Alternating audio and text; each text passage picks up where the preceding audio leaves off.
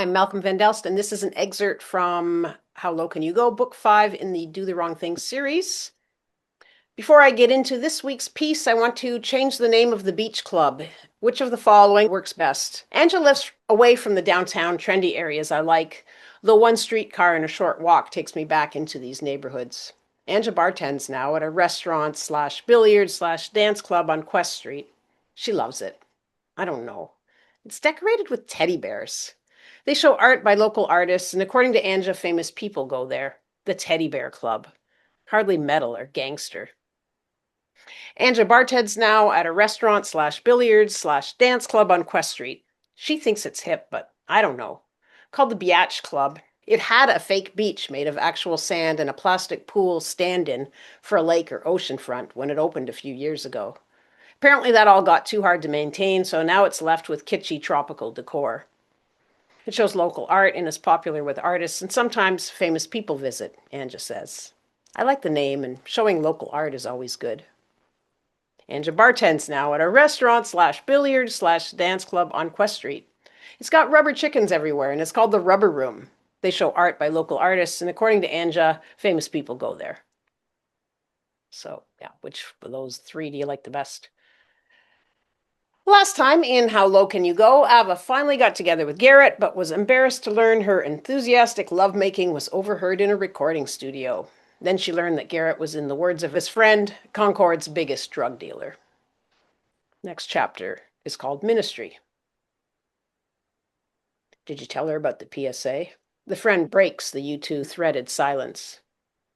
Garrett glances over at him, smirks, and catches eyes with me. God, he's beautiful. Only I would find such a perfect man with more problems than what? Me? My mom. Only to learn he has more issues than my dear old suicidal God-obsessed mother. I gotta leave, I think, as I stare into his, yes, starry eyes with the incredible lashes.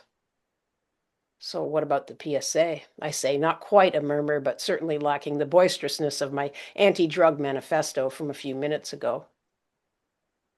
I was in an anti-drug PSA, a TV ad and a bunch of subway and bus posters. I laugh. I mean, it's funny, but Jesus, do I have to get out of here. I'll be a drug addict by October if I stay, and not, as you probably think, reader, because of Garrett. It's a feeling I've had for a while.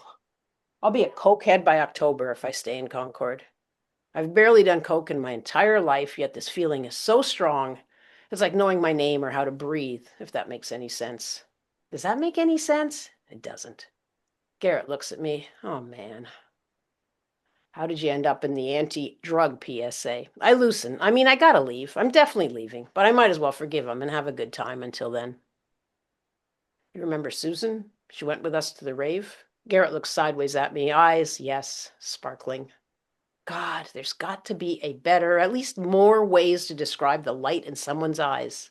Even when he was totally gonzo at the Bovine, Garrett's eyes shone. The only time they didn't was at Howie's gig when he was all weird. I'm a butterfly pinned to a page when he looks at me. His gaze encompasses all. Worlds and universes I've never seen in the sparks, stars, gleams, and joy in his hazel orbs. Yeah? She's a filmmaker and her husband works for the government. He was her boyfriend then. I chuckle. She thought my dreads were perfect for it. Garrett's voice hitches a little. Tell her the best part, the friend interjects. No way, I say, grinning as I look at Garrett, who's doubled over laughing and shaking his head. The friend laughs. Garrett looks at me. You were high? He nods, laughing too hard to speak, and I double over with him. In between, yes, reader, yes, we send light back and forth between us and celebrate the absolute chaos that rules this world. Garrett, Matthew calls up the stairs. Garrett! We're in the Teddy Bear Club's kitchen getting some breakfast. Usually we go out, but today Garrett said, hey, let's get something here. Yeah? Celia's on the phone. Matthew does not sound happy. She wants to talk to you. As Garrett stands beside the phone, receiver to his ear, I hear a woman with a Caribbean accent screaming, You drank everything in my liquor cabinet. Everything. I had to put locks on it. Garrett slumps and stares at the floor. A sterile stainless steel work surface to his right, another behind him, and past those a wall of industrial refrigerators. I look past him out the window to the warm, sunny street. I hear birds chirp. Why had Garrett been in Costa Rica? I assumed it was a vacation. But there was another conversation I'd overheard, Matthew or someone, talking about a friend who ran a rehab center there. Is this the friend? Is that what Garrett had been doing? Putting locks on liquor cabinets. Gotta get out of here.